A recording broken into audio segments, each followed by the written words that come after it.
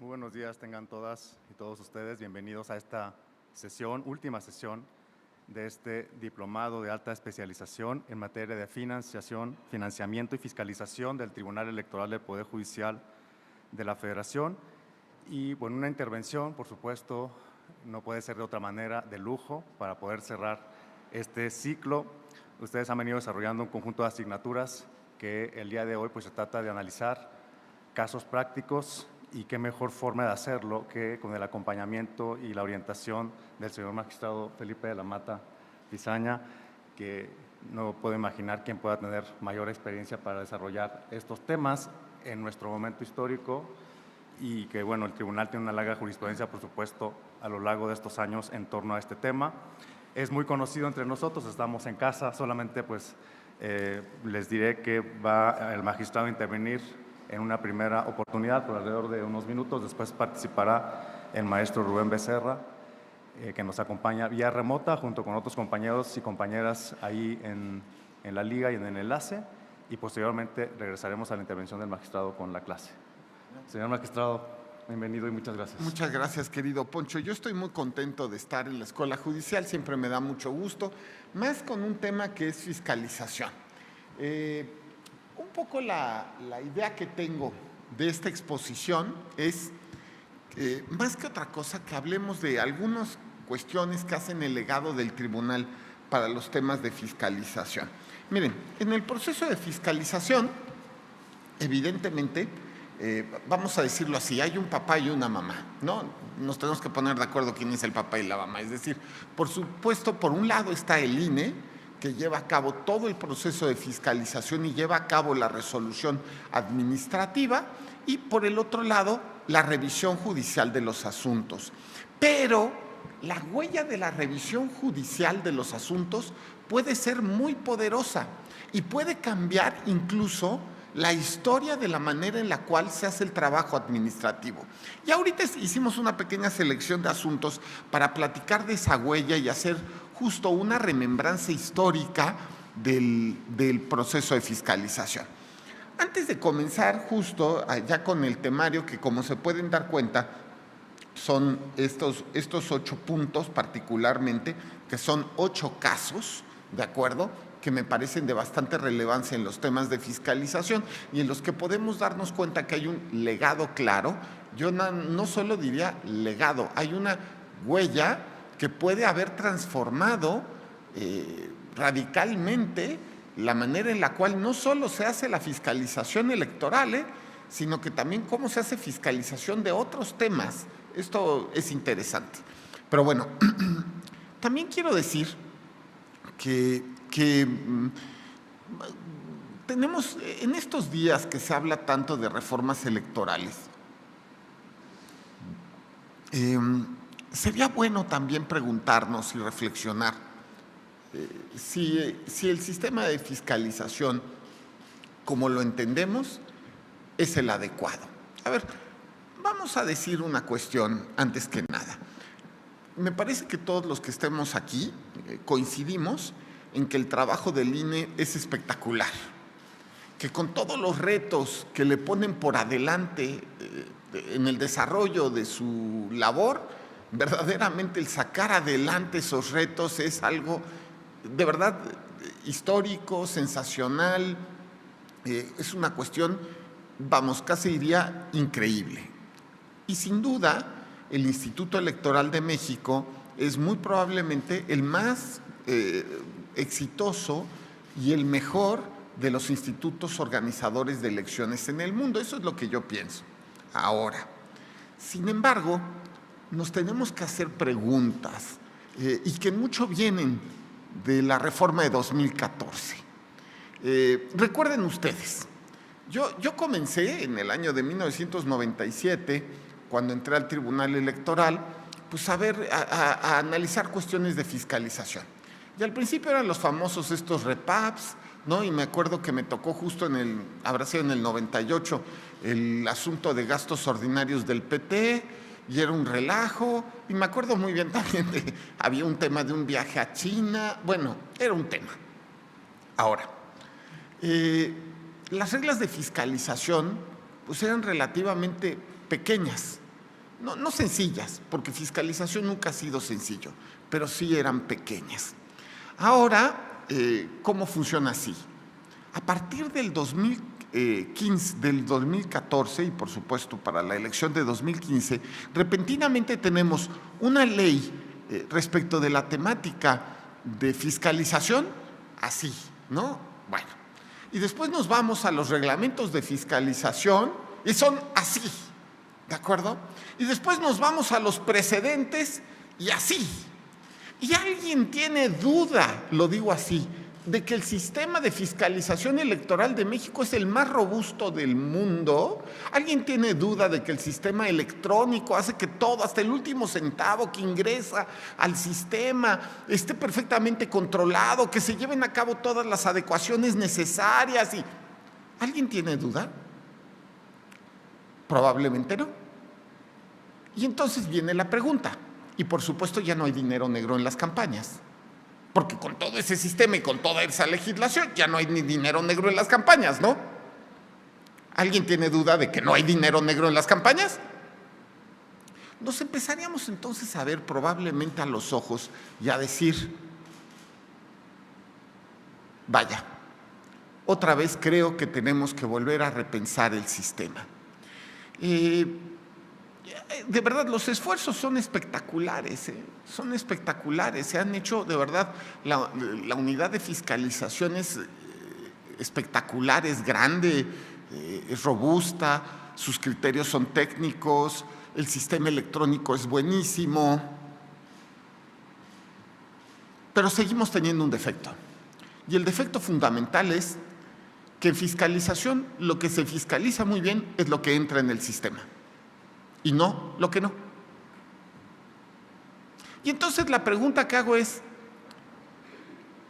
¿y si se ha avanzado mucho en relación a 1997, cuando teníamos unas poquitas reglitas y teníamos unos repaps y unos papelitos ahí firmados, ¿no? Así, o ahora con un sistema espectacular? ¿Proporcionalmente hay menos dinero negro? Dinero ilícito, y no me estoy refiriendo solamente a ilícito así como del crimen organizado, ilícito de cualquier tipo, contrario a los topes de campaña. Me parece que tenemos que reflexionar otra vez el sistema y quizá preguntarnos cómo debe cambiar el paradigma. Y no hay que hacernos bolas. Repito, el INE lo ha hecho muy bien, aplica las reglas. Pero pareciera que por un lado tenemos una serie de jugadores que lo que quieren es romper las reglas, romper el sistema, ganar elecciones. Y estamos yendo en contra de la naturaleza de esos jugadores, perdón que lo diga. Y por el otro lado, también es verdad, vamos a decirlo así, quizá nos hemos planteado algo, quizá, lo voy a decir así, imposible. Y piensen ustedes en el precedente de Citizens United en los Estados Unidos.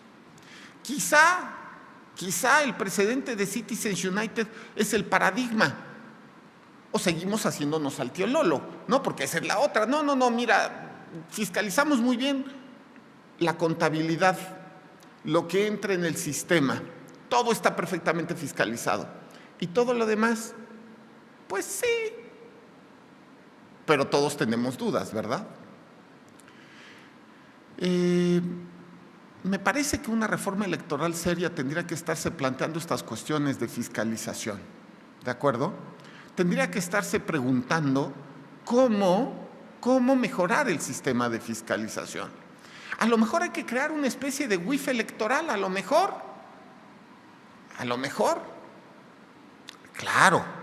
El problema de crear una WIF electoral, ¿cuál va a ser? Va a ser que solamente tiene que estar verificando los ingresos de 120 millones de mexicanos. Y dije, solo de las personas físicas, pero también de las personas morales será otro tanto. Entonces, esa chamba, pues ya no se van a necesitar 500 personas. ¿Cuántas quieren ustedes pensar? ¿5,000? ¿50,000? Y a lo mejor lo podemos hacer. Pero lo que me parece increíble es que no estemos hablando en una reforma electoral de este tema que es tan fundamental. Es que es ridículo, ¿no? En fin, voy a dejarlo eso sobre la mesa nada más, porque no me parecía que si estamos en un curso de fiscalización no podía yo dejar de tocar este tema. Ojalá alguien por ahí me haya oído y decidan justamente replantear los paradigmas. Me parece que una gran reforma electoral tiene justo que repensar. Repito, es que es un tema de paradigmas. O es Citizens United o es una WIF electoral. Pero estar en medio quizá ya no es suficiente. O nos empezamos a acostumbrar de plano a vivir como siempre, que pareciera ser una cuestión también muy desde la época de la Nueva España, en la apariencia jurídica. Bueno, vamos ahora a platicar un poquito de algunos de los precedentes que han marcado huella en la fiscalización electoral, el legado del tribunal en materia de fiscalización. Voy a seguir con el ejemplo del papá y de la mamá. El tribunal y el Instituto Nacional Electoral han nacido para estar juntos toda la vida. Somos instituciones que tenemos que trabajar juntas. No solamente es lo correcto, es, digamos así, somos parte de un mismo sistema electoral y la verdad es que yo, de conocerlos de toda la vida, desde 1997, solo puedo decir que los admiro. Ahora, eso no significa que coincidamos todo el tiempo. A ver, ustedes lo han visto. Los abogados, ¿cómo le hacemos para complicar todo? ¿Están de acuerdo? Tenemos una opinión y de repente hay 17 que opinan en contrario y tenemos que discutir entre nosotros cuál es la opinión adecuada. Bueno, y esto se pone todavía más difícil si invitamos a 20 contadores para que hablen también del tema.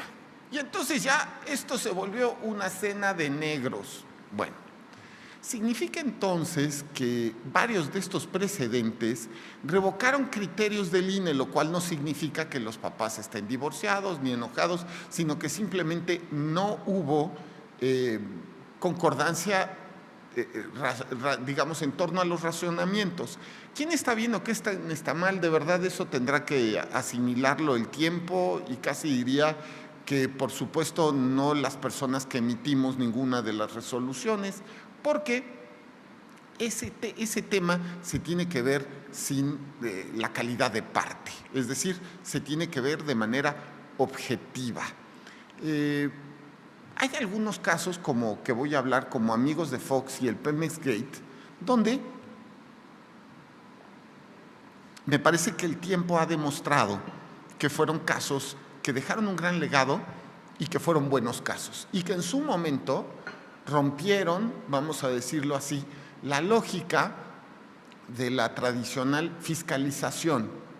Entonces, en esos casos donde ya está demostrado que fueron muy buenos, me parece que ya hay consenso. En los demás, no necesariamente, ¿de acuerdo?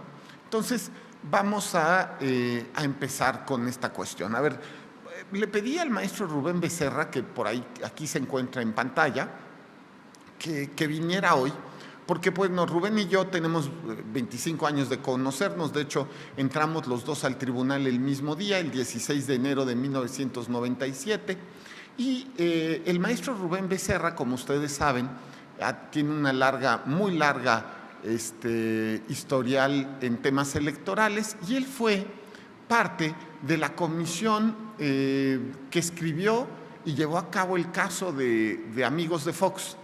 De hecho, el maestro fue uno de los que redactaron esa sentencia, fue una comisión de la Sala Superior. Entonces, yo recordé eso y me permití que él nos cuente el caso, dado que justo pues vivió el caso de Amigos de Fox en carne viva, ¿no? Y en carne propia. Entonces, le cedería el uso de la voz a Rubén para que hable unos momentos del caso. Muchas gracias. Muchísimas gracias, magistrado Felipe de la Mata. Para mí es un honor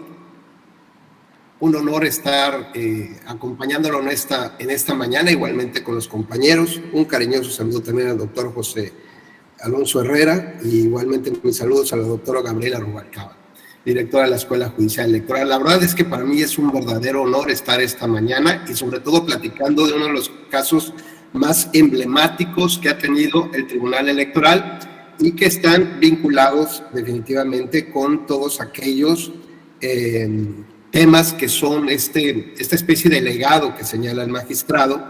Y el caso Amigos de Fox finalmente constituye un referente para todo aquel estudioso de los temas electorales y particularmente de financiamiento político y de la fiscalización electoral. Como todos sabemos, el sistema de financiamiento político en México trató de responder a distintas exigencias sociales. Y principalmente lo que se buscó desde la reforma constitucional de 1996, pues fue tratar de entender cómo generar los mayores alcances al principio de igualdad y de equidad. Entonces, si bien se estableció que como principio general que el financiamiento público debería de primar sobre el financiamiento privado, lo cierto es que la duda que existía en ese entonces era si realmente podía responder a lograr este equilibrio que tanto se anhelaba. Me parece que uno de los grandes problemas es que no se reconoció, como bien nos señala el magistrado de la Mata, no se reconoció una situación connatural al ser humano. ¿Por qué este afán de buscar un mayor financiamiento, ¿no? Buscar una especie de simulación a la ley y tratar de evadir el cumplimiento de las obligaciones de transparencia y de rendición de cuentas? Pues porque hay una situación que es connatural al ser humano, porque aparentemente existe un aliciente para simular justamente el cumplimiento normativo. ¿Y por qué? Pues porque de esta manera se piensa que se puede incrementar la base de votantes que favorecerían en cierto momento a un candidato, a un partido, y posiblemente se obtendría el triunfo en una elección. ¿Y qué se obtiene del triunfo de una elección? Pues justamente el poder. Y el poder en el sentido que cada persona justamente le pretenda dar, ¿no? Ese alcance que le quiere dar. Por lo tanto, es una especie de aliciente tratar de infringir, de vulnerar, de jugar siempre en la línea normativa. Pues este es justamente lo que sucedió en el caso Amigo de Fox. Tenemos que para las elecciones presidenciales del año 2000 ya se había establecido una serie de mecanismos, de reglas que favorecían justamente a un incipiente tal vez proceso de fiscalización de los recursos de los partidos políticos, entendiéndolo desde un ciclo, ¿no? Es decir, un círculo que tenía que ver con el origen de los recursos, cómo se aplicaban estos recursos, cómo se lograban llevar a cabo los ejercicios de gasto respectivo y finalmente dónde terminaban esos recursos. Es decir, desde el conocimiento del origen hasta el último punto del destino de los recursos de los partidos políticos para efecto de llevar a cabo una adecuada fiscalización. Que además déjenme decirles que esta fiscalización se llevaba a cabo prácticamente después de los procesos electorales. No era una elección que se estaba llevando, una verificación que se estaba llevando de manera inmediata a cada uno de los gastos que se estaban llevando a cabo.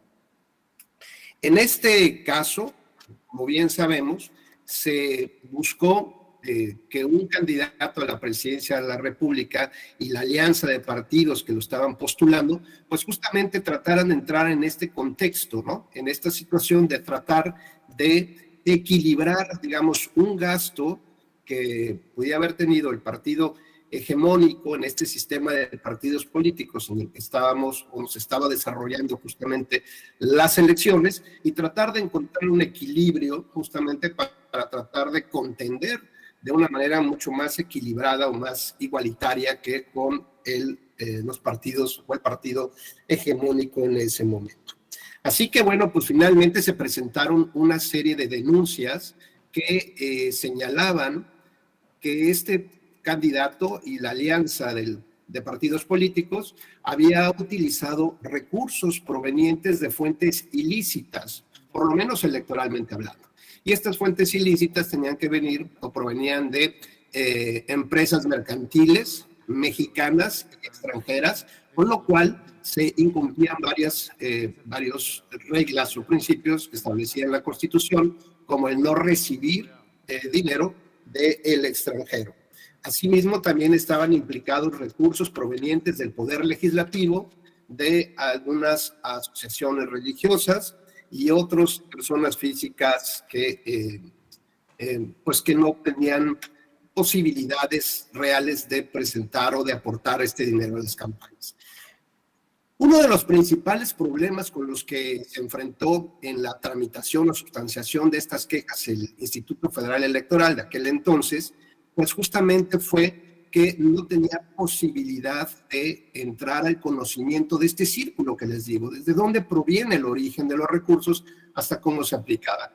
Y desde el inicio había una objeción legal muy importante que tenía que ver con el secreto bancario, fiduciario y hacendario.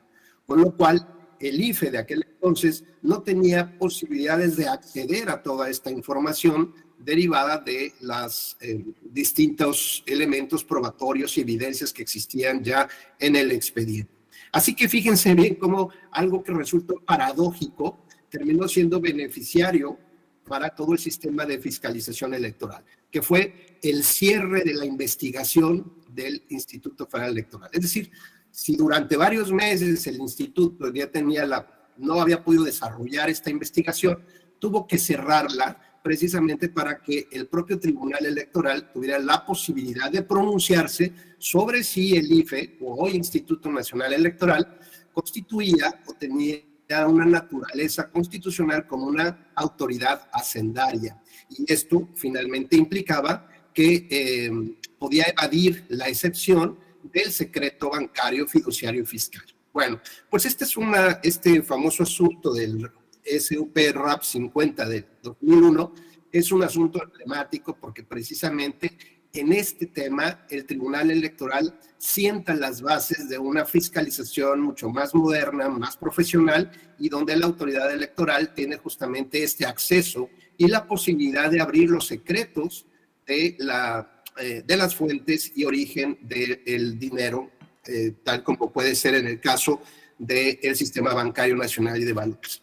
Pues fíjense bien entonces que uno de los principales conflictos con los que se encontraba la autoridad fiscalizadora, pues prácticamente tenía que ver con el cierre o la imposibilidad de dar información de la Procuraduría General de la República, del Instituto de Protección al Ahorro Bancario, de la Comisión Nacional Bancaria y de Valores, de la Secretaría de Hacienda y Crédito Público y de informes de particulares. Pero no solamente eso, también existía por parte de todos estos particulares, existía la posibilidad de defenderse jurídicamente para que no se conociera los orígenes y las fuentes del destino de estos recursos que llegaban a la campaña a través de distintos medios de impugnación, como fueron la vía del amparo, ¿no? Bueno, pues no solamente el Tribunal Electoral tuvo la visión justamente de entender cuál era la problemática que estaba en ese momento presentando la investigación por parte, para poderla desarrollar por parte del Instituto Federal Electoral, sino también cómo jugaban en el proceso de resolución otro tipo de resoluciones de otras jurisdicciones constitucionales, como son las de los jueces de distrito, que incluso otorgaron algunas suspensiones definitivas para que el IFE no pudiera conocer la información de algunas cuentas bancarias, por ejemplo, de algunos aportantes. Y al mismo tiempo también entender cómo jugaba, cuál era el papel que jugaba la Suprema Corte de Justicia de la Nación cuando se solicitó la atracción de los recursos que había interpuesto el IFE, justamente para tratar de entender este contexto. Así que el Tribunal Electoral, en tanto entendía toda esta complejidad que se presentaba en el caso, pues tenía que atender cómo resolver cómo estudiar una resolución de un juez de distrito y por otra parte las resoluciones en facultad de atracción de la Suprema Corte de Justicia de la Nación, tomando en consideración finalmente estos principios y valores democráticos, como tiene que ver la revisión de las cuentas de los partidos políticos. Así que bueno, los grandes retos que se presentó este caso me parece que son dignos de tomar en consideración. A final de cuentas, el tribunal considera que el IFE sí justamente representaba o tenía esta naturaleza de autoridad hacendaria para llevar a cabo todas sus actividades de fiscalización y por lo tanto se concluyó que no se le podía oponer estos secretos, ni el bancario, ni el fiduciario, ni el fiscal. Y finalmente, lo que yo quisiera comentarles, pues que a partir de este levantamiento de los secretos, pues se pudo llevar a cabo ya un proceso de investigación más de fondo que requería la autoridad fiscalizadora. De esta manera se determinó que la campaña se benefició de más de 91 millones de pesos de forma ilegal.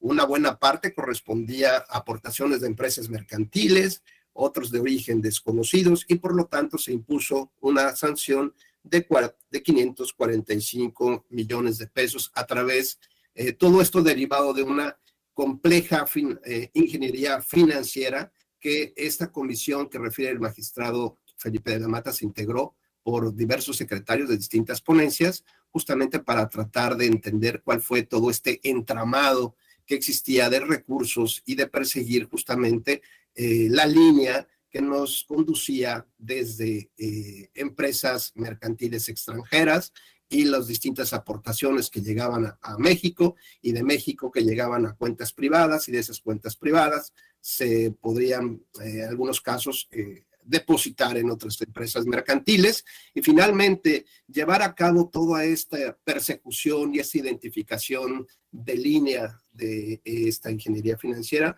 pues se llevó a cabo por parte de los secretarios que integramos esa comisión, con el acceso también y el apoyo de distintas autoridades federales que nos brindaron este servicio. Pues hasta aquí mi participación. Si gustan, bueno, estoy a sus órdenes para cualquier otro comentario. Muchísimas gracias. Pues te agradezco, Rubén, la participación y ahora empezaríamos a ver el siguiente caso, Pemex, que es Pemex Gate, y ahorita platicamos el legado conjunto de los casos Amigos de Fox y Pemex Gate. A ver, aquí tengo un bonito control que espero que funcione muy bien. A ver, funciona solo en un lado y no en el otro. A ver, ahora sí creo que está funcionando. Muy bien. A ver, bueno, a ver, comencemos entonces con este caso de Pemex Gate. Este asunto se lo dictaminé a don José Luis de la Pesa. Yo era el secretario de la ponencia que lo dictaminó. Yo le decía a don José Luis de la Pesa que no votara como votó y terminó votando como votó. Es decir, no coincidimos. Pero ahorita les voy a platicar y un poco comentar cuál era el contexto de las razones por las cuales don José Luis y la mayoría de los magistrados de la Sala Superior llegaron a una conclusión. A ver, recuerden ustedes, se presenta una denuncia en contra, bueno, por supuesto, en temas de fiscalización, en contra del PRI por haberse recibido dinero ilícito por parte particularmente de Pemex, del sindicato de Pemex, digámoslo así, para hacerlo más específico. Las autoridades bancarias negaron en su momento la información. Esto también lo quiero hacer más puntual. Pareciera que en temas electorales estamos unidos siempre, de verdad, al castigo de Sísifo, ¿no? Del rey Sísifo de la antigua Grecia, ¿no? Tenemos siempre que volver a discutir las cosas que ya parecían que habían quedado superadas. Ahora otra vez estamos discutiendo si es o no oponible el tema bancario y el tema ministerial al INE. Bueno, antes IFE, ahora INE. Pero bueno, en fin, en el caso tanto de Amigos de Fox como en el Pemex Gate que se discute esta cuestión, ¿de acuerdo? Ahora, se encuentra justamente algunos documentos que parecieran vincular efectivamente la autorización de que algunas personas pudieran retirar dinero del sindicato de Pemex.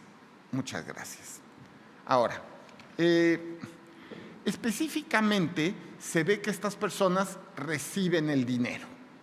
Y entonces, que eran justamente miembros del sindicato de Pemex. Y hasta ahí.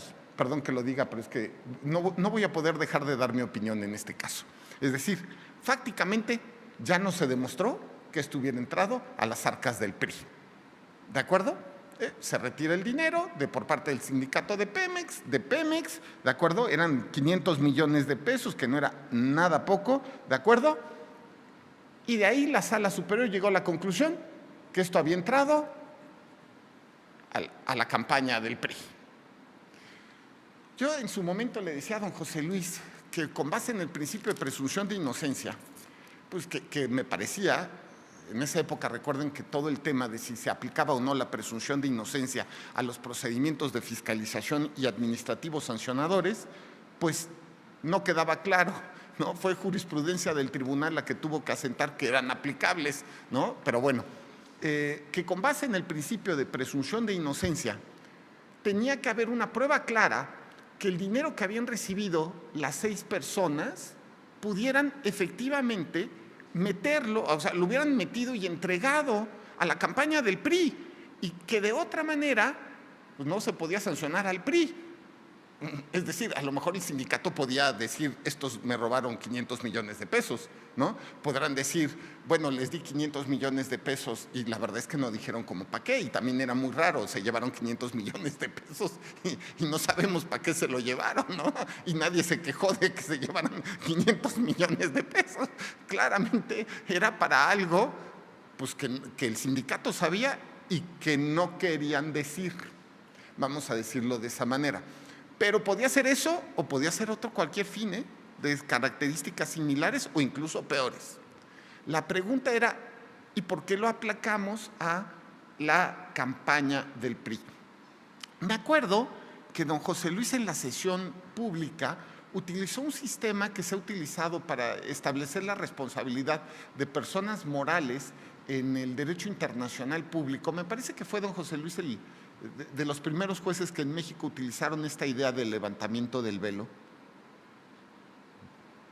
Y justamente lo que terminó diciendo es el sindicato de Pemex y digamos así, la fórmula de sindicalismo es apoyadora del PRI y vamos, de hecho uno de los sectores del PRI es el propio tema laboral. Se levanta el velo y tenemos que atribuir la responsabilidad. Quiero hacer notar que en su momento esta fue la más importante sanción electoral de la historia. Fueron 1,000 millones de pesos. Verdaderamente puso en aprietos financieros al PRI. Y vuelvo otra vez que me quedé pensando. Puso en aprietos financieros al PRI y no estoy seguro que esto no haya sido contrario al principio de presunción de inocencia. Pero bueno, en fin, vamos a seguir con esta cuestión. Ahora, ¿cuál es el legado del tribunal en estos casos? Mire, a ver, primero, es aquí donde se sientan las bases de la fiscalización moderna, ¿de acuerdo? Antes, verdaderamente, no se podía oponer el sistema de secreto financiero, de secreto ministerial, de secreto fiduciario a las investigaciones. De hecho, el INE no tenía esas capacidades ni esas posibilidades. Y es en estos asuntos donde se dice, no, a ver, el análisis de dinero negro o dinero sucio por parte en temas electorales se vuelve algo trascendente. Y justo la capacidad del INE para llevar a cabo este estudio pues resulta trascendente para el Estado completo y por lo tanto no les resulta oponible el secreto bancario, fiduciario, fiscal, ministerial. La otra cuestión tiene que ver con culpa invigilando. Se empieza ya también a terminar, porque sí hay precedentes previos, pero se termina de crear la noción de culpa invigilando para los temas de responsabilidad administrativa por parte de los partidos. A ver, ¿tienes idea de que está entrando dinero negro o hay actividades ilícitas de alguna manera en tu partido? Pues lo que tienes que hacer es deslindarte, ¿de acuerdo? Rechazarlo, deslindarte y denunciar. todo eso.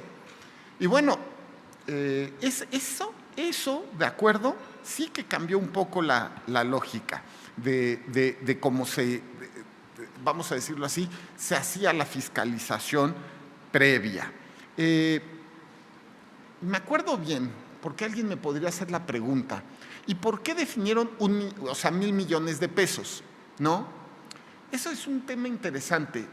En su momento lo platicábamos los secretarios y la lógica que nos decían algunos magistrados de la sala eran justo que si eran 500 millones de pesos, vamos a decirlo, el ilícito, para que justamente la sanción fuera inhibitoria de la conducta respectiva, pues tenía que ser pues del doble, ya me va a entender, porque claro, si son 500 la ganancia, vamos a decirlo, y sancionas por 200, pues ya saliste en positivo, ¿no? Y si son 500 y solamente sancionas por 550, pues te salió muy bajo, ¿están de acuerdo? O sea, entonces sigue siendo como que fomenta la actividad. Entonces decían, otro tanto de la conducta ilícita para que se trate justamente de inhibir la conducta respectiva. Me acuerdo bien de esta digamos, multa además, porque si ustedes se dan cuenta, me parece que si el ilícito estuviera comprobado plenamente tratándose del caso del Pemex Gate, ¿de acuerdo? Pues justo se fue por el doble. Me parece que fue también un ejemplo justo de una sanción que no era para nada arbitraria, excesiva y al contrario era racional. Yo diría también que en estos dos asuntos y más bien en el otro de Amigos de Fox, se establecieron un sistema de fiscalización pues moderno. Se hizo esta especie de análisis digamos estructural y financiero y eso fue súper interesante y por eso, si yo recuerdo bien, la comisión que trabajó el caso Amigos de Fox trabajó varios meses, no recuerdo cuánto, pero probablemente un año. Analizando el caso, pidiendo requerimientos, investigando, ¿no? Completando un poco la labor que también estaba haciendo el INE. No me acuerdo bien si mandaron para efectos, pero es probable que sí. Un para efectos para justamente completar el procedimiento.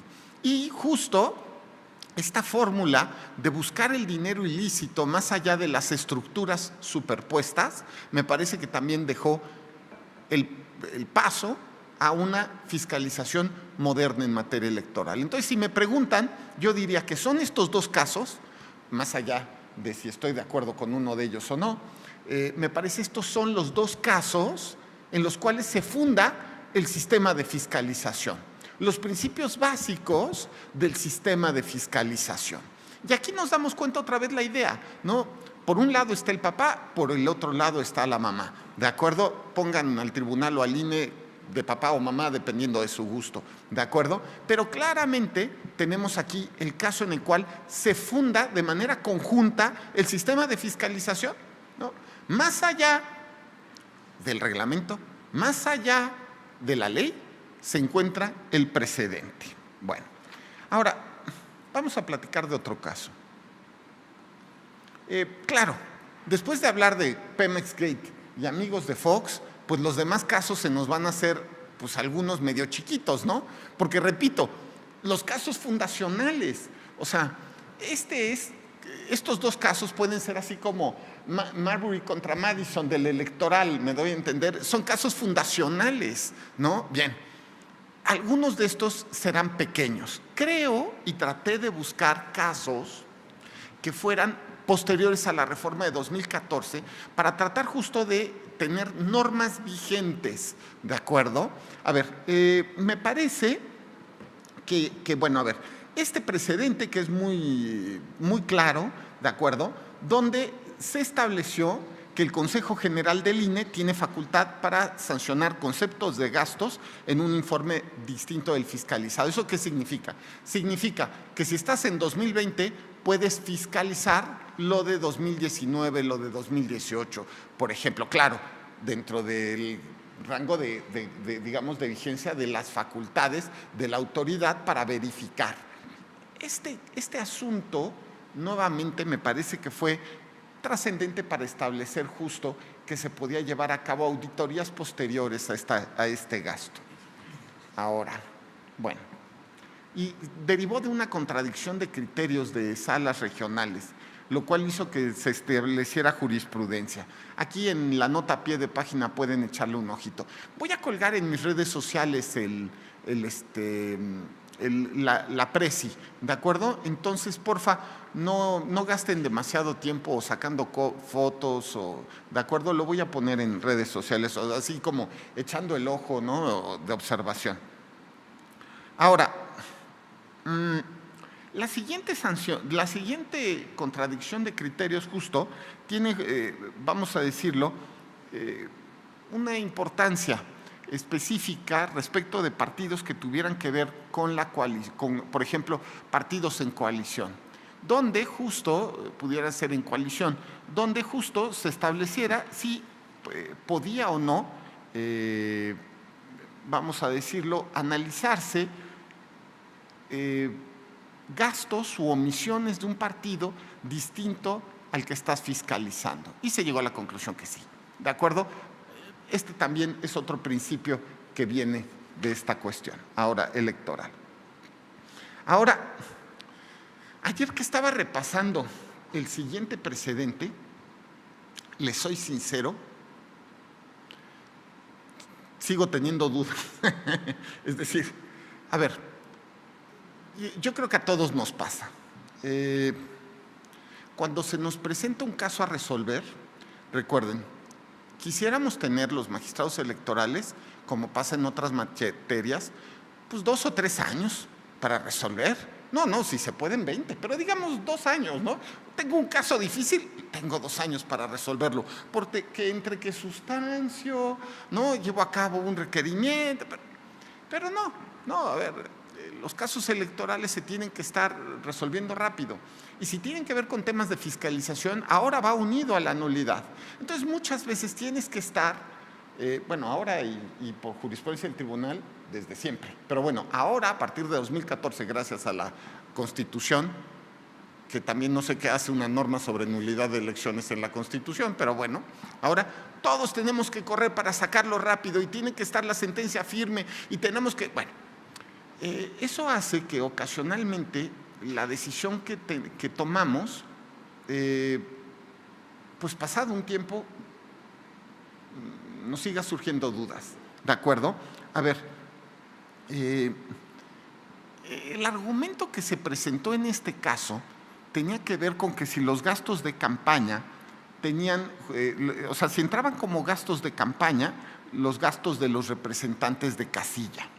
Y este caso era interesante porque se trataba de una elección estatal donde el tope de gastos de campaña era muy bajo. Me parece que en el caso de topes de gastos de campaña bajos, se evidenció que la reforma de 2014, particularmente la norma constitucional que permite que se anule una elección cuando se rebasa el tope de gastos de campaña, pues en sí mismo es una norma que tiene varios vicios de racionalidad. Y uno de esos vicios de racionalidad se empezó a notar aquí. Tenemos un tope muy bajo respecto a una elección de gobernador. Y los gastos de las tortas, de los representantes de casilla ese día, pueden hacer que se rebase el tope de gastos de campaña, ¿no? Y entonces el tema era, ¿lo sacamos o no lo sacamos? ¿De acuerdo? La Sala Superior terminó estableciendo que efectivamente tenía que contabilizarse para efecto de gasto de campaña porque se trataba de un gasto de una sola vez, porque estaba unido con los resultados electorales. Pero si ustedes se dan cuenta, también había muy buenos argumentos del otro lado, ¿están de acuerdo? Es decir,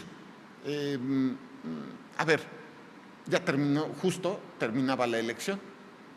Ya la campaña había terminado, gasto de campaña fuera de campaña. Bueno, es un gasto que no tiene en realidad que ver con el resultado, o sea, es decir, están los representantes echándose la torta y alimentándose, pero pues más bien tiene que ver con, pues justo, la estructura del partido. Y si tiene que ver con estructura, pues suena más a gasto ordinario, ¿están de acuerdo? Yo creo que este es el tipo de cosas que, pasados los años y terminada la presión política, quizá se tienen que volver a reflexionar. Y bueno, y el legado, por supuesto, aquí es justamente establecer este criterio, que es que los gastos de los representantes de casilla son gastos de campaña. Luego hay legados que deberíamos olvidar, pero vamos, por lo menos volver a reflexionar. Pero bueno, ya también la normativa del INE es clara en estos temas. A ver, ahora, este caso es muy moderno. Voy a platicarles un poco de este caso y de uno que es como su hermanito, que por cierto vi que ahorita estoy viendo que se nos olvidó poner, que también tiene que ver si los gastos de la esposa del candidato deben o no contabilizarse. Claro, pasaron 25 años para que yo viera un caso semejante al que llevaron, ¿de acuerdo? Entonces, es un legado, es un precedente, pero yo creo que pues, en una de esas pasan otros 25 para tenerlo, no es un caso tan general.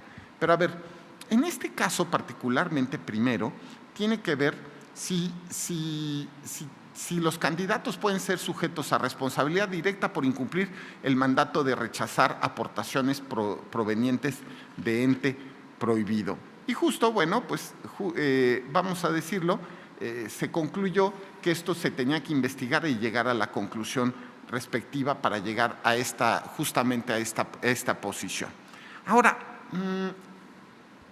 más allá del legado de este caso en específico, en el otro caso que tampoco vimos, que no analizamos, y recuerdo bien que no hubo un acuerdo entre la autoridad administrativa y la autoridad judicial respecto de esa temática.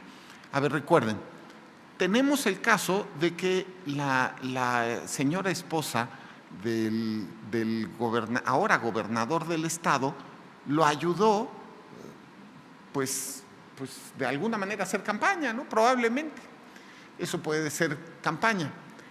Hacía unos muy interesantes y divertidos, porque alguno lo vi. Por ejemplo, en las noches, ¿se acuerdan que habría regalos? ¿No? Y lo veía de repente así, 500,000 de personas y estaba viendo los regalos que le entregaban de la campaña, ¿no? Y se volvía súper padre, ¿no? Y era un tema de marketing y salía ella cantando y canta muy bien, él no, ¿no? Vamos, era como una especie de... Y el punto era si se tenía o no que sumar el trabajo de la esposa. ¿Se acuerdan de ese tema? Era un tema súper interesante jurídicamente y me parece que aquí no llegamos a un punto, digamos, armónico con la autoridad administrativa. Racionalmente, o por lo menos desde mi perspectiva personal, me parece que el gasto, digamos, los servicios incluso profesionales por parte de la esposa no pueden sumarse. Vamos a decirlo así. Si el candidato hubiera tenido, no sé, hubiera estado casado con una gran abogada electoral y la abogada no le cobra por hacer la sentencia, la demanda, ¿tendríamos que sumarlo dentro de los gastos para la defensa del candidato? Si está casada con una dentista y por ejemplo, le saca una muela, ¿tenemos que sumarlo justo a los gastos para que el candidato esté sano y pueda seguir en la campaña? Me parece, y fue un tema que se discutió en la sala, que los gastos, los servicios profesionales que tienen que darse entre un esposo y su esposa no pueden computarse porque, vamos a decirlo así, salvo que se demuestre que efectivamente el señor le pagó a la señora, porque si le pagó a la señora, pues ahí sí. Pero Si no hay una prueba de que efectivamente le pagó, no tenemos por qué presumir que hubo pago, porque aquí lo racional es lo contrario. Normalmente los esposos no se pagan los servicios prestados. No llegas oye, quiero un consejo, y te cobra. No, pues no, o sea, y aquí tienes la factura.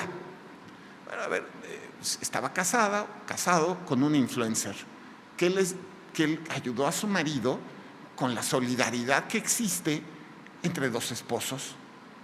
Pues aquí entre nos, me parece que ahí lo razonable es presumir que no hubo pago. Pero repito, si se identificara un gasto, una salida de dinero de él hacia ella, pues habría que sumarlo, pero eso hay que demostrarlo, no presumirlo. En fin. Luego,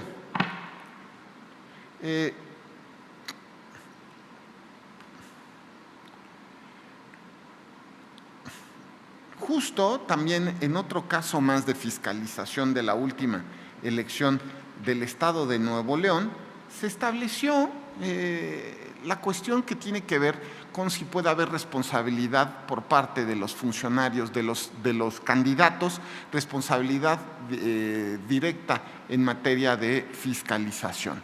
Y justo se establece que los candidatos pueden ser sujetos de responsabilidad directa por incumplir el mandato de rechazar aportaciones provenientes de ente prohibido. Vamos al siguiente caso porque ese es bien importante. Acabo de decir que el artículo 41 de la Constitución tiene una norma que es irracional. Pero yo creo que ni el que la redactó, ni el que, vamos a decirlo, cuando le empezamos a aplicar nos dimos cuenta, porque en abstracto suena muy bien. Y en otros países funciona muy bien. Es decir, en otros países donde no existe la cantidad de impugnaciones que existen en México. Les voy a contar solo una pequeña anécdota, porque sé que en Francia hay una norma semejante. Pero les voy a contar una pequeña anécdota respecto del caso Alemania para que más o menos lo ponderen. Hace unos años tuve la suerte de reunirme con los miembros del Bundestag que resuelven en primera instancia los casos electorales, ¿no? Me imagino, aunque no estoy seguro, que hay como una especie de principio de autocalificación como existía justamente en México antes de la gran reforma electoral de 1996. Y justo en el Bundestag, de alguna manera, en primera instancia se resuelven los casos electorales. Y entonces era de alguna manera también una reunión entre pares, ¿no? Entre jueces electorales, lo que pasa es que ellos eran diputados, ¿no? Pero bueno. Y empezamos a platicar.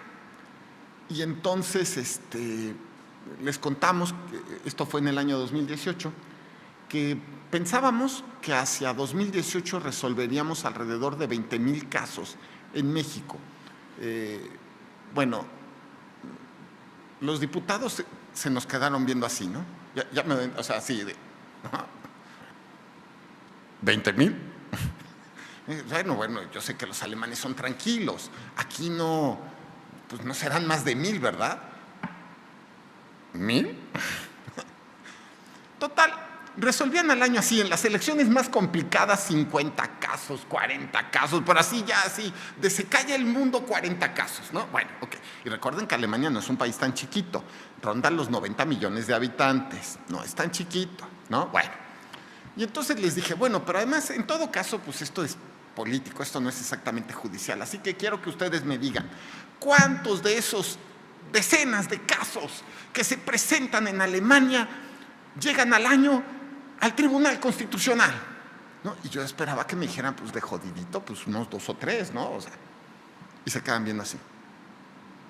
Y me dice, a ver, asuntos electorales en el Tribunal Constitucional se han resuelto 20. En todo lo que tiene el Tribunal Constitucional de fundado. Dije, claro, en México el tema de llevar los casos electorales y esta altísima justiciabilidad, la verdad, tiene quizá que ver con nuestra genética, ¿no? O sea, es un tema. Tenemos que estar discutiendo como que nos gusta la telenovela, ¿no? A ver, neta, nos gusta la telenovela. Te digo, me dice, le contesto, me rebato, pero no ganaste, pero lo llevo a la instancia, pero sigo gritando, pero perdí a la mala porque el juez se vendió. Es como la sistemática, la telenovela rige de... Me parece que eso hace que esa temática, ¿no? Este drama se lleve, pues no sé si a 20,000, pero sí a 5 o 6,000 casitos anuales. Ahora, viene la cuestión que va entonces, en los países europeos, cuando existen normas semejantes a estas, que cuando hay rebase de topes de campaña se puede anular una elección, bueno, pues resulta que habrá un caso cada 30 años respecto de eso. Pero nosotros hemos visto cómo esto funciona y repentinamente nos surgen dudas respecto de la racionalidad de la norma constitucional. A ver, vamos a ver, y créanme, yo puse todos mis esfuerzos mentales en 2017 y 2018 para darle un sentido a esta norma y no fue fácil y sigue siendo difícil, pero a ver, ¿por qué? Porque es muy razonable, ¿no? Si yo les digo en abstracto, así de, vamos a echar a andar una norma que diga, si hay un rebase de topes mayor al 5% y la diferencia entre primero y segundo lugar es menor del 5%, se anula la elección. Doctor, usted es ahora sí constitucionalista, temas de derechos humanos, un académico connotado incluso internacionalmente. Cuénteme, ¿le suena bien? No, bueno, puede ser que no, pero a ver, pero que ya vio el caso, pero a ver, va a decir, oh, qué bien, es una gran idea porque así vamos a evitar que haya rebase de topes de gastos de campaña. Pero cuando no se encuentran estandarizadas las normas de topes de campaña, de repente puedes tener un tope de gastos de campaña de, no sé, en una elección de gobernador, un decir de 200, 300 millones de pesos, así como, o más, ¿no? Así, o vamos a decirlo de algo impactante, 1,000 millones de pesos, ¿no? Y que tú dices, no, bueno, si esto sí es un señor tope, ¿de acuerdo? Y entonces dices, bueno, a ver, entonces nunca va a pasar. Y entonces el sentido de la norma constitucional, pues empieza a tener menos racionalidad. Bueno. Pero de repente también, como cada estado puede establecerlo y puede establecerlo a nivel municipal y lo puede establecer a nivel estatal, bueno, y entonces de repente tienes un límite que es irracional. De repente dices, elección de gobernador con 70 millones de pesos y tú dices, no, es que el sentido es que gasten menos. Y si esto lo traslapas a una elección municipal, donde dices, vamos a poner un tope de gastos de campaña de 230,000 pesos, ¡pum! Vas a anular la elección, así, ¡pum! El sentido racional de la norma constitucional en sí mismo no es posible de ser analizado. Es decir, tú ves la norma constitucional y de alguna manera dices, no sé qué hace una causal de nulidad en la Constitución, pero ahí está. Bueno, por otro lado, lo ves operando a nivel legislativo y te das cuenta que de alguna manera la operación legislativa es la que afecta la constitucionalidad de la norma constitucional, porque no le da sentido racional. Este caso de Peribán nos costó mucho trabajo, porque por un lado, recuerden, llegamos en 2016, pero a ver, entre que pasamos la Navidad, en realidad llegamos en 17. Y en 17 teníamos ya el asunto de Coahuila, que se iba cocinando. Y yo, de esas veces en las cuales vas dándote cuenta que hay algo que no tiene sentido, ¿no?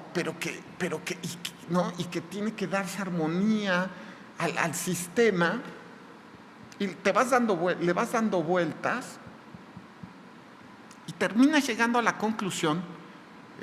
Por cierto, después de resolver ese caso, que yo creo que fue resuelto adecuadamente, pero le faltó argumentación, y en un municipio, casi con un caso de laboratorio, de repente dijimos, ya, tenemos el caso perfecto para demostrar que lo que está mal es la Constitución y que tenemos que darle sentido racional a la Constitución, ¿no? Y entonces, vamos a ver este caso que está aquí. Bueno, Primero, la diferencia entre primero y segundo lugar, 1.5, ¿de acuerdo? La candidata independiente que ganó con 127 votos. Bueno. Ahora, el rebase de topes de gastos de campaña fueron 230,000 pesos. Y es el tope de gastos de campaña. Y el monto era de 16,000 pesos el rebase. Y esto era un 7.07% de rebase. Aplicación formal de la Constitución, hay que anular, así, ¡pum!, se anula la elección municipal. Y la pregunta es, ¿y sí? ¿Es razonable anular la elección municipal por 16,000 pesos, que por cierto se utilizaron en un equipo de sonido?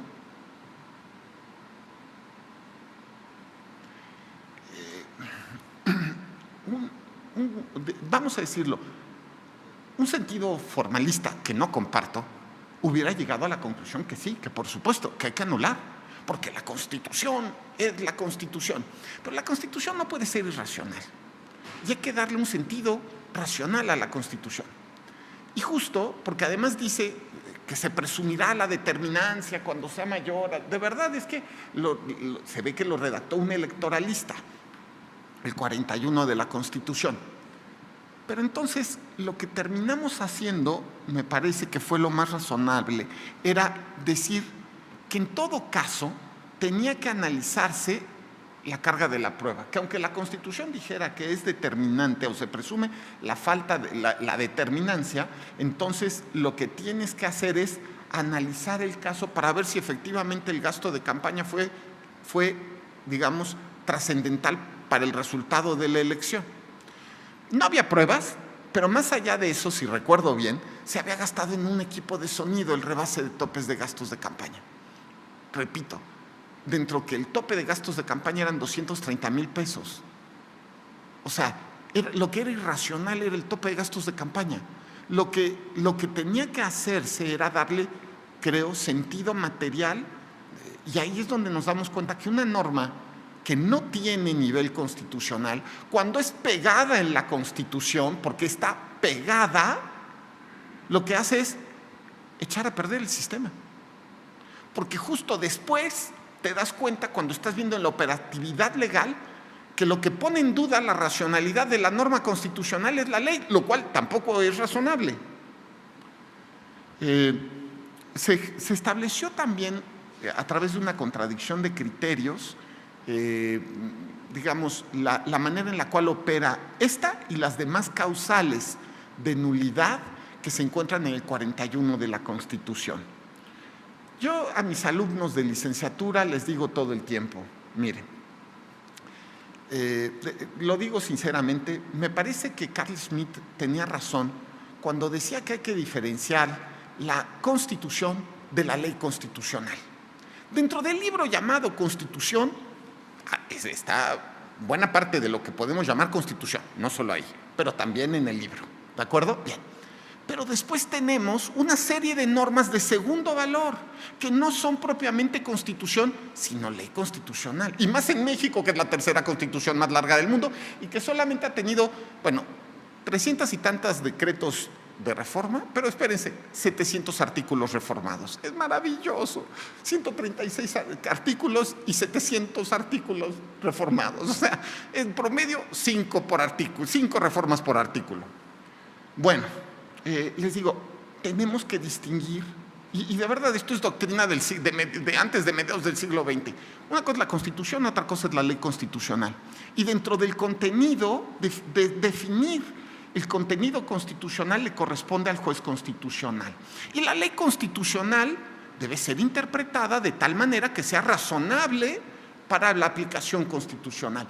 Y resulta que entonces el 41 tiene particularmente una regla constitucional, yo diría de segunda categoría, porque es una regla constitucional de segunda categoría que no debería estar en la Constitución y que genera más problemas cuando está en la Constitución, porque puede llegar a la conclusión de que la Constitución es irracional, lo cual no se puede permitir. Se le tiene que dar sentido de racionalidad a la norma constitucional.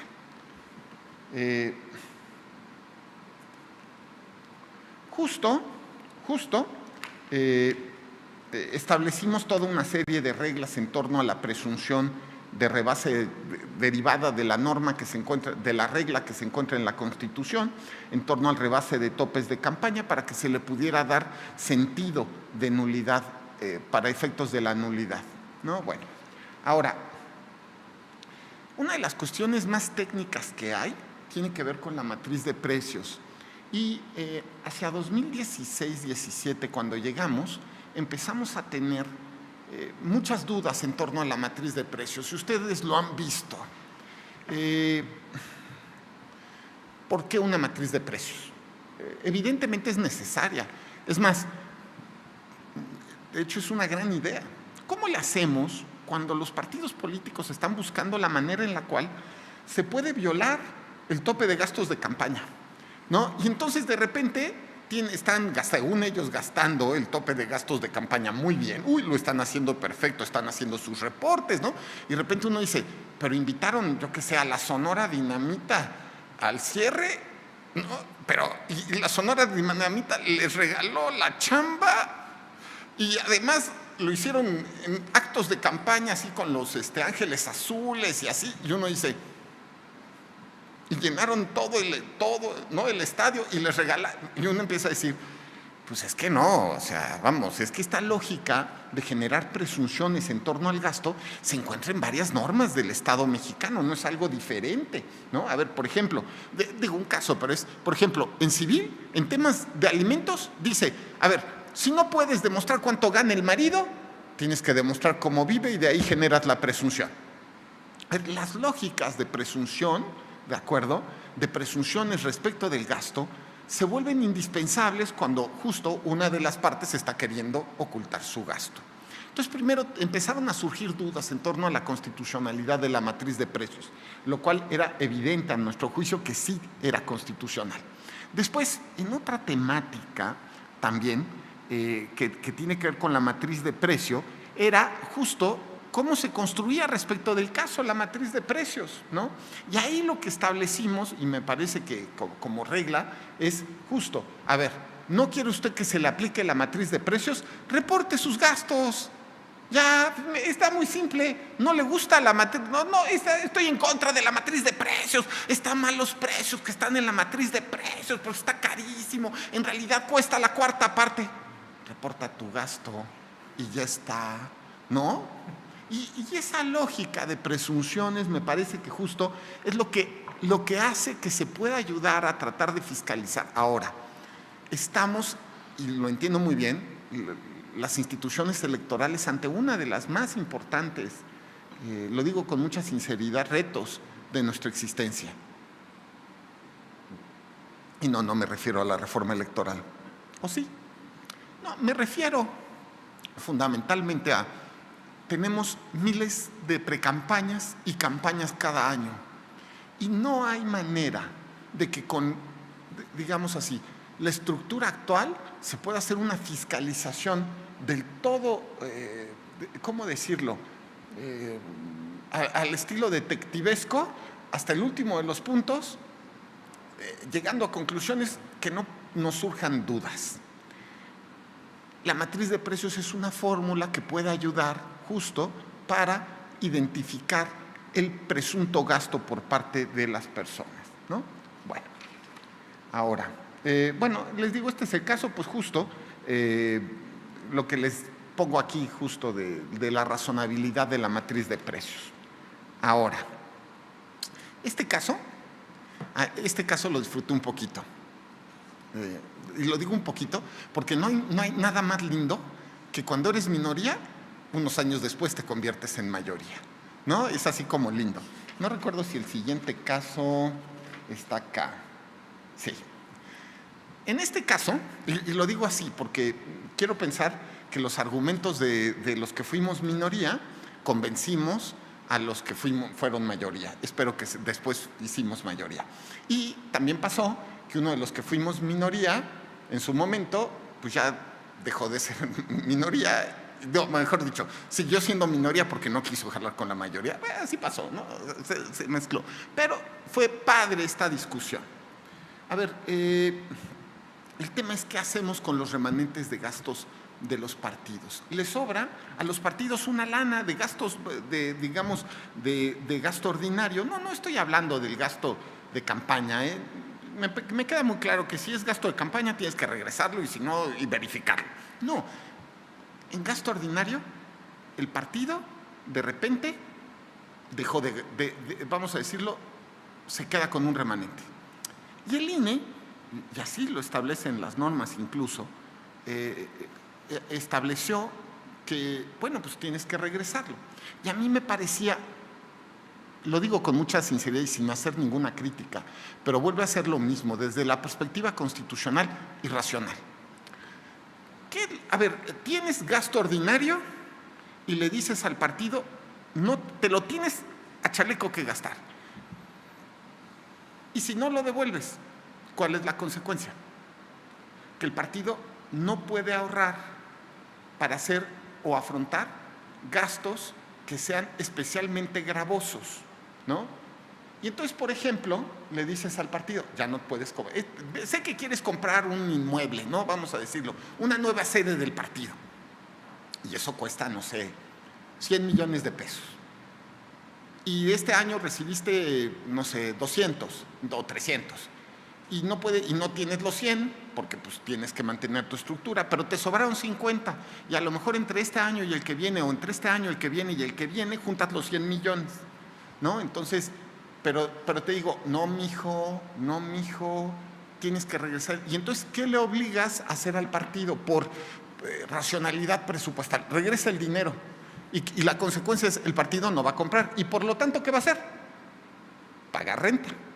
¿Y con qué va a pagar la renta? Con el gasto ordinario del año que viene. Gasto ordinario que podría no gastarse en eso porque ya compró ¿no? ¿Y quién termina pagando eso? Perdón que lo diga, los contribuyentes. Entonces, eso que resulta muy racional para no gastar y para que las cosas sean muy ordenadas, lleva, perdón, desde mi perspectiva, a un gasto mayor en el tiempo. Eso, yo decía, además, en ese momento, en 2017, no había disposición constitucional o legal que obligara a los partidos a devolver sus remanentes. Después el reglamento lo establecería, ¿de acuerdo? Y eso fue una temática. Y justo no se podían generar ahorros. Y de verdad, me parecía que era irracional. Por otro lado, vamos a pensar mal. No puedes ahorrar. Entonces no puedes afrontar la compra de un inmueble. ¿Y sí van a pagar renta el resto de la vida? Sí, en el mejor de los casos sí, pero en el peor de los casos no. Van a comprarlo. ¿Y de dónde van a sacar la lana? Entonces se dieron cuenta, lo mejor es transparentarlo. Ya está, fiscalicemos el fideicomiso, que el siguiente caso va a ser, ¿no? Que es, ya está, si se puede, y transparentemos el fideicomiso, que sea fiscalizable el fideicomiso, claro. ¿Cuál es el problema? Dios, es que ahora podrán abrir 2,000 fideicomisos para sus ahorros. Bueno, a ver, yo era un poco más radical. Yo decía que sí, que estaba bien, siempre y cuando los fideicomisos fueran fiscalizables y se establecieran reglas en torno a los fideicomisos. Pero, digamos, en el siguiente precedente que les voy a contar, no llegamos a tanto. Solo lo hicimos respecto de adquisición de inmuebles. Vamos a decirlo así. Bueno, a ver, entonces, en este asunto de 2017 me quedé en minoría con 2 de mis compañeros, ¿no? Y yo disfruté un poco, justo que me parece los argumentos que les acabo un poco de platicar, me parece que sensibilizaron por lo menos a 3 de mis compañeros, ¿no? Porque perdimos el anterior caso 4-3 y este lo ganamos 5-2, ¿no? Y justo lo que se determinó era que sí podían ahorrar los partidos para fideicomisos respecto de inmuebles, para adquirir inmuebles. Y repito, a mí me parece lo razonable, ¿no? De verdad, lo que me parece increíble es que prefiramos pagar renta a que los partidos, de manera lícita, transparente, fiscalizable, pues utilicen su gasto para cuestiones lícitas. Bueno, aquí está el caso y le pueden echar ojo después. Y bueno, pues obviamente el legado fue la mutación del análisis del reglamento respectivo, ¿no? A ver, voy a cerrar la conferencia de hoy. Perdón, me pasé. Perdón, ahí está. Ahí está. A ver, ¿cuál es el legado del tribunal en materia de fiscalización? Yo estoy convencido que fiscalización ha sido un tema donde ha habido dos grandes actores, el tribunal y el INE. Es verdad, el más importante es el INE, sin duda. La estructura de la unidad de fiscalización, que es impactante, y su labor, que es espectacular, vamos a decirlo, es un ejemplo para el mundo. El sistema de fiscalización electrónica es maravillosa. Por cierto, perdón, creo que me brinqué, como andaba... sí, me brinqué un caso, perdón. No, antes, me trago todas mis palabras, porque este también lo quiero tratar para que haya un poquito de calor, ¿no? No me gustan los casos. Que fue este caso del fideicomiso para la... no, pero no es este, es el fideicomiso, es que es lo malo, ¿no? Dios, ya no tenemos el del fideicomiso que para efectos del temblor, el fideicomiso del temblor, ¿verdad? Ya no lo pusimos, ¿verdad? Bueno, pues, pero pues se los cuento ahí más o menos, ¿no? Miren, este sí es un tema de punto de vista. Vamos a decirlo así.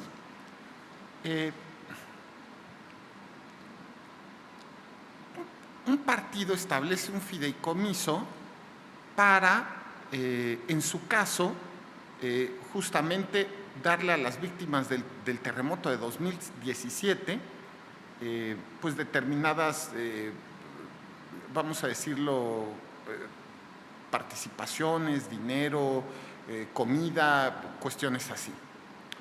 Y ese partido, entonces la pregunta era si eso era lícito, si ese dinero había entrado o no a las campañas, si en su caso se había hecho de forma adecuada.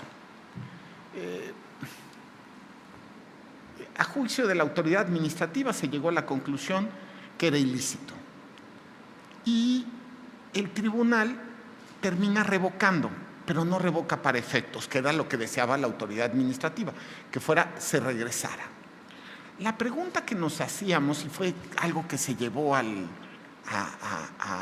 digamos, a diversas mesas de análisis, quiero hacer notar que cuando llegan al tribunal, el INE es parte. Ya me doy a entender. La relación jurídica procesal del análisis de la constitucionalidad y legalidad del acto administrativo que emite, lo convierte en parte o en autoridad responsable, como ustedes lo quieran ver, pero la autoridad responsable es parte. En una relación jurídica procesal donde del otro lado puede haber terceros interesados, por ejemplo, como partidos políticos, o puede haber candidatos. No puede haber, vamos a decirlo así, una circunstancia en la cual pues tú pienses que estás bien y hagas lo contrario, o ya me voy a entender, o tú piensas que estás bien y actúas que estás bien, siendo parte. Es que es importante hacerlo notar. Claro que piensas que estás bien porque eres parte en la relación jurídica procesal. Ahora, en ese contexto, todo el tema que se hacía era, pero eso no te deja de, quiero enfatizar, que sigue siendo autoridad. ¿Cuánto tiempo tiene una autoridad que investigar algo? ¿Cuánto tiempo? ¿Un año? ¿2? Pues antes de que prescriban o caduquen sus facultades, ¿están de acuerdo? Pues sí, obviamente, sí, ¿no? Pero ¿cuánto tiempo tiene la autoridad que dejar pasar algo para investigarlo? ¿Cuántas veces tiene que reponerse un procedimiento para que la autoridad, vamos a decirlo, llegue a una conclusión objetiva y definitiva? Y viene todavía una pregunta más. ¿Y esos no son actos de molestia? Sobre todo cuando el acto de molestia es súper mediático. Y cuando el acto de molestia resulta respecto de una posible multa en sus finanzas que puede ser devastadora, como pasó, por ejemplo, con el Pemex Gate, que me parece que ese sí fue devastador. amigos de Fox, que no estoy seguro que fuera tan devastador, aunque sí fue muy grande, las multas del Verde del año 2015 que fueron espectaculares. Creo que no recuerdo bien, pero eran 700 millones de pesos, una cosa así, y recibía 400 de financiamiento, ¿no? Bueno, ¿cuánto? Esa es la pregunta.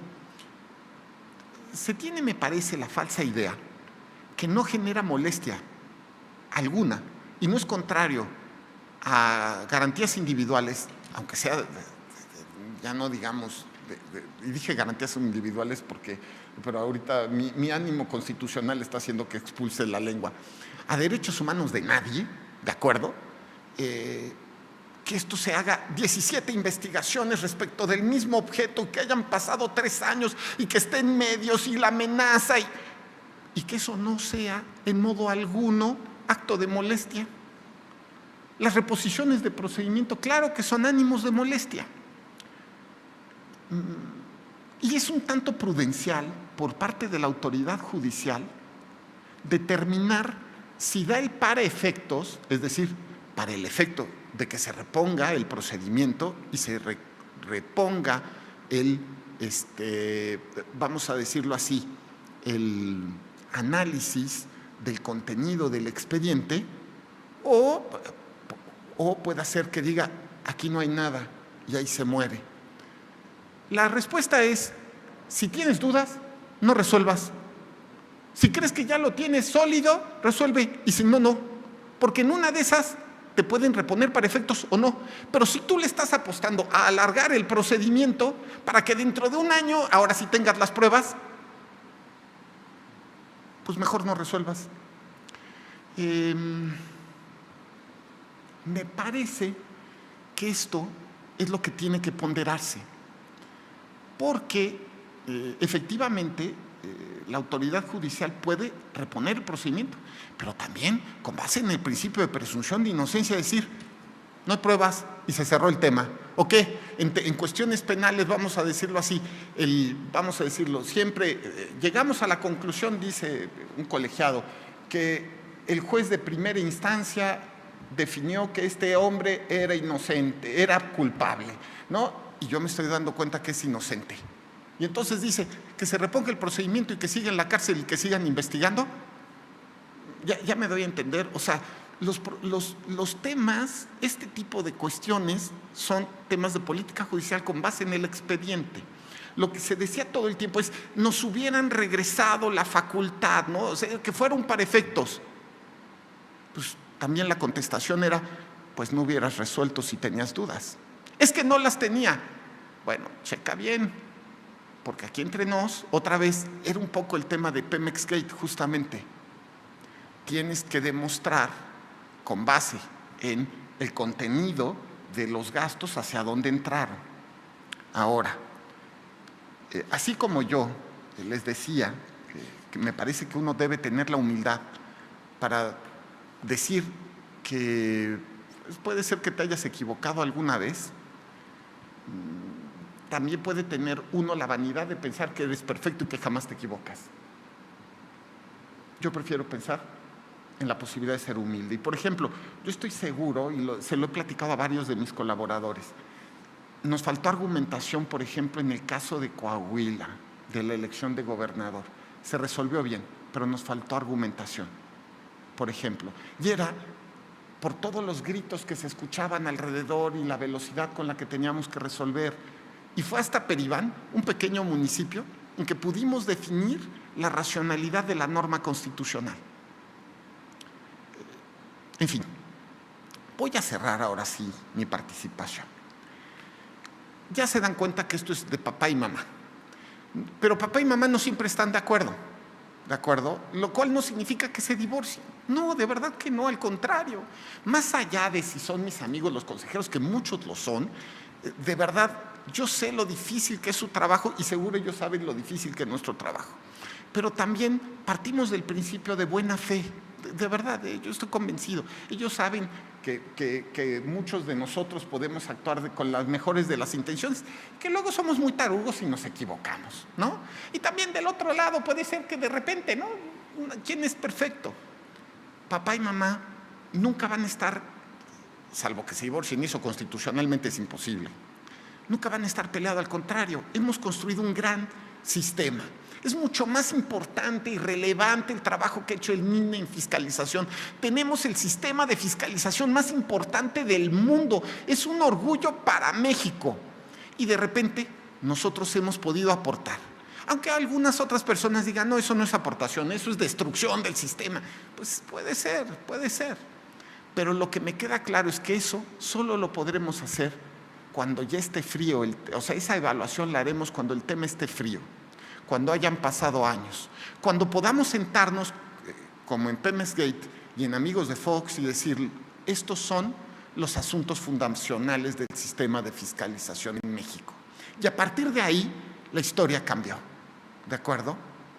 Me parece también que es admirable todo lo que la unidad de fiscalización ha creado en estas temáticas. De verdad estoy convencido que es el organismo de fiscalización electoral más importante del mundo. Eso, pero no tengo ninguna duda, de verdad, porque conozco a algunos del mundo. Ahora, miren ustedes, los invito a seguirme en redes sociales. Yo con esto terminaría mi exposición. Y bueno, si quieren hacer algún comentario, estoy para servirles. Muchas gracias.